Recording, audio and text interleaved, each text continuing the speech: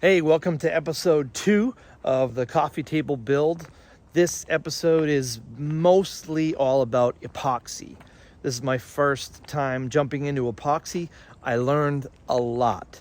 I'm actually going to do this video a little bit different. I'm going to do very little music, I think, and I'm going to do mostly talking as a voiceover throughout it, because as I was editing the video, I was like, man, I got a lot to say. I got a lot to say on this one. So we're going to try a different style. This is going to be a little bit more like Blacktail Studios style. So enjoy the coffee table. This project was difficult in a lot of ways. Really, the biggest thing is the time pressure, because you need to have time all at once to be able to do this. I don't know about you, but for me, I never have just 2 straight days of available time. I'll have an open evening or maybe a Saturday, and that's it. So that was the hardest part about this. Okay, so I'm at a little bit of an impasse. On the one hand, I'm in a rush because I've got a day and a half to get this epoxy done. That's not quite enough. And I'm nervous because I've never done epoxy. And I know from experience that doing things with inexperience creates mistakes. And so, given this is one of the first epoxy projects I'm doing, I should be going much slower. I should not have a deadline. I should be thinking more ahead, like way more ahead, what could go wrong, because I have never done it, so I don't know what's gonna go wrong aside from watching YouTube. And as much as I would love to say that's all you need, it's not really all you need. It's a helpful tool, but real experience definitely trumps YouTube experience. Screw it, we're just gonna go for it. The epoxy that I went with was liquid glass deep pour epoxy. By the way, it turned out really good. This stuff was $150 for that 1 gallon and half gallon kit. You mix this in a 2-to-1 ratio. So you can see here, I'm trying to follow the lines to mix this up, and then you have to mix it for like 5 minutes. One little tip I learned, but I forgot to show, is when you're mixing the epoxy, you want to make sure you scrape the edges with a stick or something to make sure all the epoxy is thoroughly mixed. My plan here was to coat the bottom and also coat the top at the same time. The reason for that is I'm traumatized because this dang thing already warped on me. So I'm worried that if you seal one side, you're going to cause a warping effect because moisture can still penetrate the unfinished side. So I know what's going to happen here, and it turned out way worse than I thought. But I sealed the bottom, and then I immediately flipped it while it was still wet, so that I could seal the top at the same time. The main reason for this is I just don't have the amount of time to invest in sealing the bottom, giving it 20 hours, then sealing the top. So I just went for it. And you're gonna see later, it's gonna cause these massive drips in the bottom of the board. It's really quite a thing. It takes a lot to sand it out.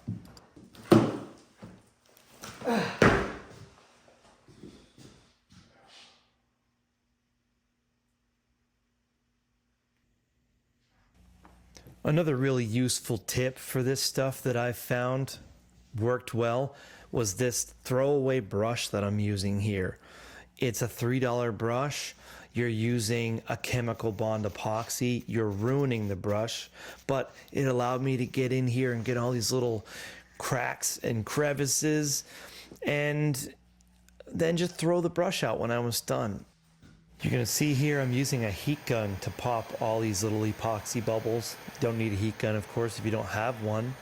You can use a simple propane torch or a MAP gas torch, although I've heard rumors that the propane torch is a bit better. I think MAP gas can tend to be a little bit too hot, but I think if you just are timid with your MAP gas, torch, you'll be fine. But look, here's these bubbles I was talking about earlier.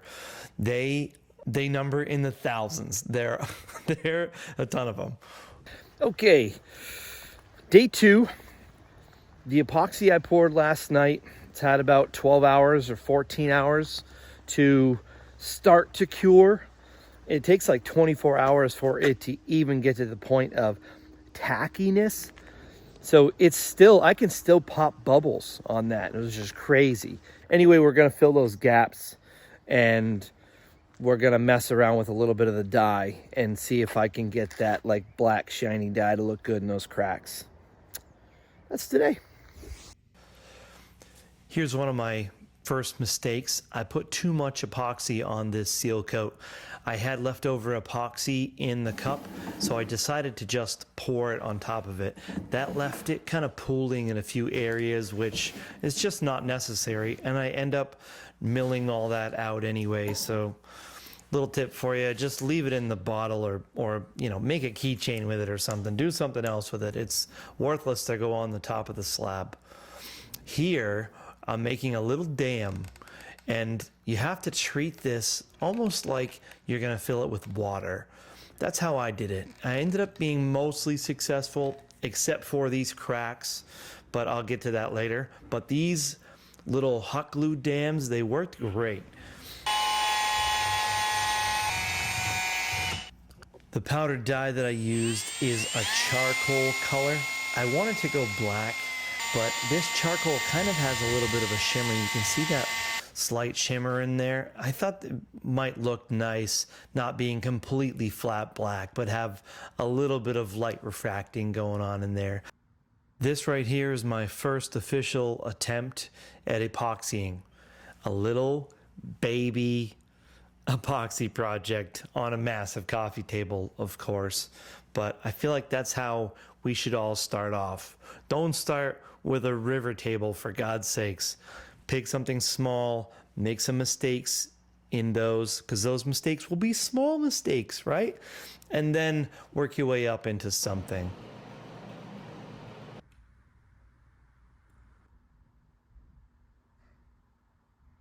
All right, so we're now on the waiting game. All of the little hot glue dams I made are working. The only problem is that I have 2 or 3 spots on the slab that I can't cover up the underside. And that was just a product of me seal coating the underside and the top side at the same time. So I had no way to put tape on there. I guess in hindsight, I should have seal coated it and then just stuck a great big piece of Tyvek tape right over the crack, because I knew it was going to drip through. And it has. Not everywhere, but just in 2 or 3 spots. And here are the spots I'll show you. Right here. And you can see underneath, actively dripping.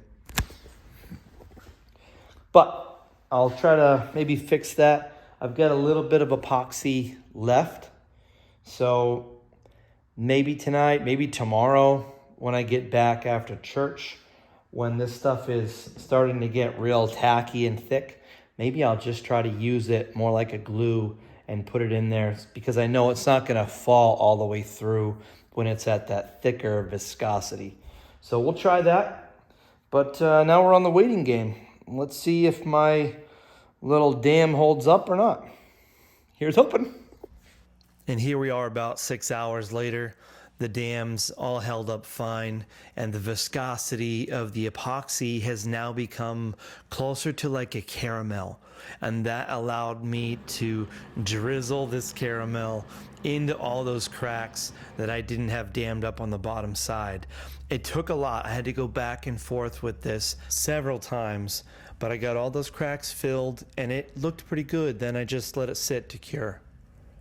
All right, here we are. We've had this slab sitting with the epoxy curing for like 3 weeks. I've been busy. So I've got one day today in between. I've been pretty much working every day and then church early morning Sunday. So I've been up early every single day. Today's no different. We're gonna strip the form. Then I'm gonna have to do a little slab flattening again to rip all that top epoxy that's wasted, rip that off. And then I don't know what we're gonna do. I'm hoping I can get the thing finished today. So you and I are just gonna be running around like madmen all day. Let's go. So let me explain myself. The reason I have to router the entire top flat again is because this thing still had a little bit of a cup. Ooh, next tip is I use mold release for those little dam walls, and I'm convinced that's why those came off so easy. So buy yourself some mold release.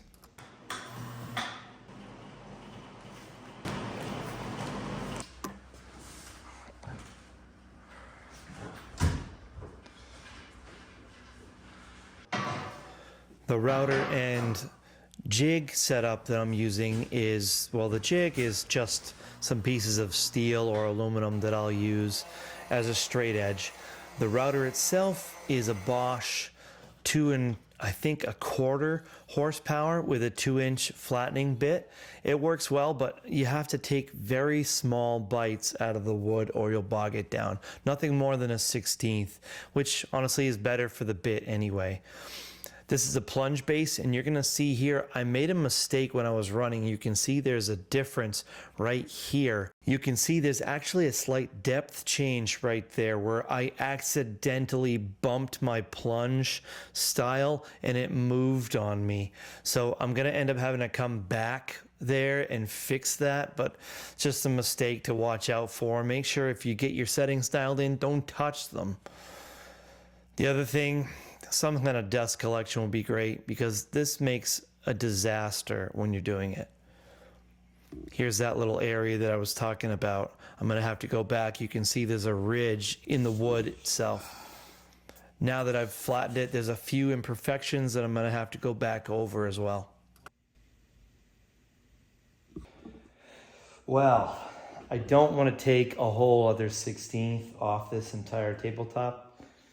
Call it lazy time. I'm just concerned with just digging further and further into this hole I've already started digging myself in. So I'm gonna do something here freehand. I'm gonna take the router and put the bit basically flat on the table as close to this area as I can and almost use it as a planer and try to run it freehand across this area.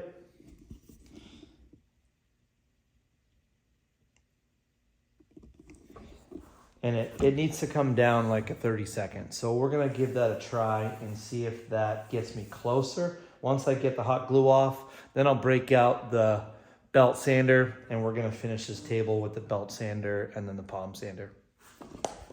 Here we go.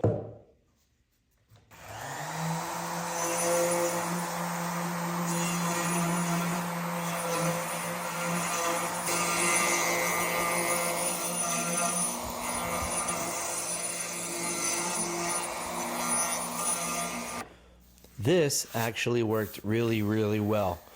I ended up being able to go across the entire table and hit any of my mistakes, those ridges that I made, and I cleaned them all off and I got to move out back to the belt sander.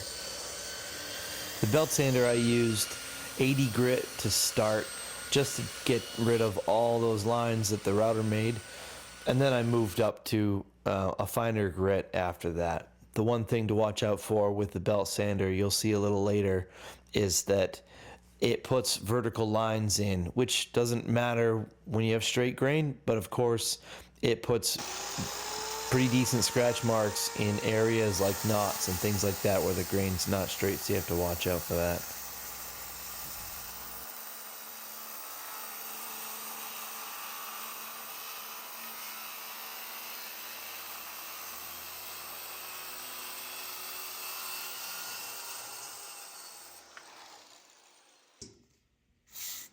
Look how cool that is. Here's a little defect of the caulking that gave me a little inclusion, so I had to rip yet another slice out of the edge of my board. Just something for you to think about on your project. Make sure you're way bigger than your final dimension so that you can cut little imperfections like that out. I should have kept more meat in the overall table and then done the epoxy work, but that's okay. Anyway, the next step is to throw lines on the board and then just start sanding away. Sanding, sanding, sanding. And you got to work your way up in grit. I started with 80 grit to get rid of all of my vertical lines that I put in with the regular belt sander. And then I jumped up in grit. I tried out a different style of paper. It was more like a mesh style for the finer grits.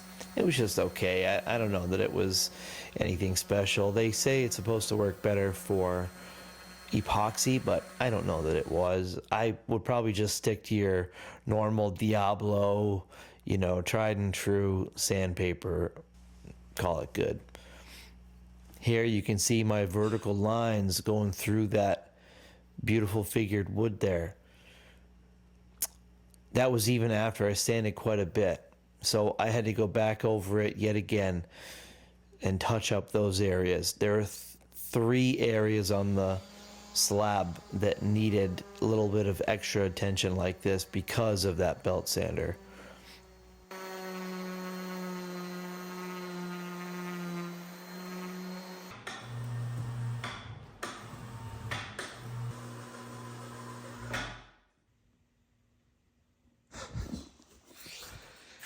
We got a lot of work ahead of us. Moment of honesty here. I made sure at least 6 or 8 inches along the outside edge was perfectly smooth because I knew people's hands, grabbing the table were going to be on there. But you can still see some shadows of these psychotic little bubbles. I left them in the middle of the table because it's my coffee table, my living room. I just didn't care, and I needed to be done today, so I walked away from them. So everyone who's at my house later, feel free to go under there and shame me and remind me that I should have sanded those out, but yeah, I didn't. One really successful tip: between sanding coats, I actually wet the board down. That pulls the grain up to allow you to knock it back down with the sander. It gets all sort of little imperfections. It works great, especially if you're trying to get a very smooth finish. After resurfacing the board, I kind of developed a few extra imperfections that I had to fix here with this. This is called CA glue, and it's got an activator that basically speeds up the curing process of it. It's super glue, that's what it is. This stuff works great. I got it on Amazon. It's surprisingly hard to find. I had a million little dots after I resurfaced the center, so I had to go back through and put the CA glue in that little imperfection and then just sand right over it. It worked great.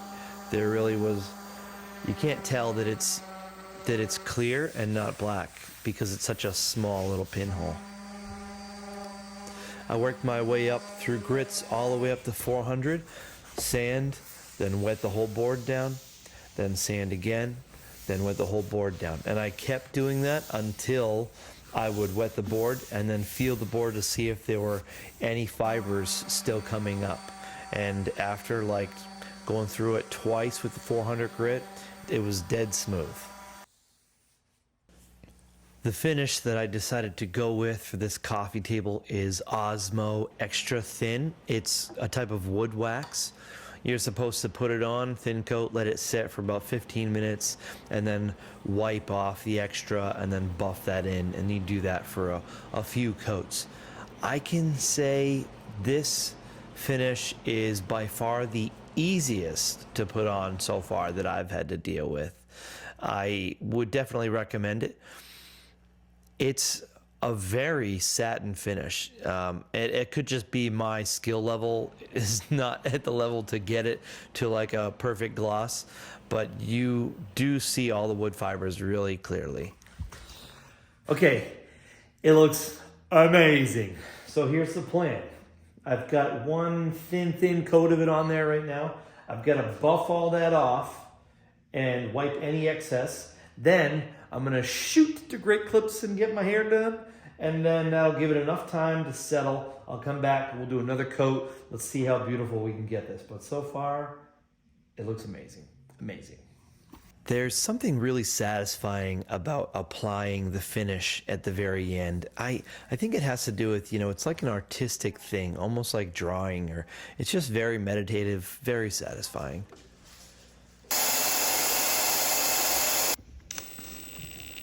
I was supposed to paint these black. Again, I ran out of time, so I didn't do it. I should have had them open the door. Pivot, Boomer say. pivot.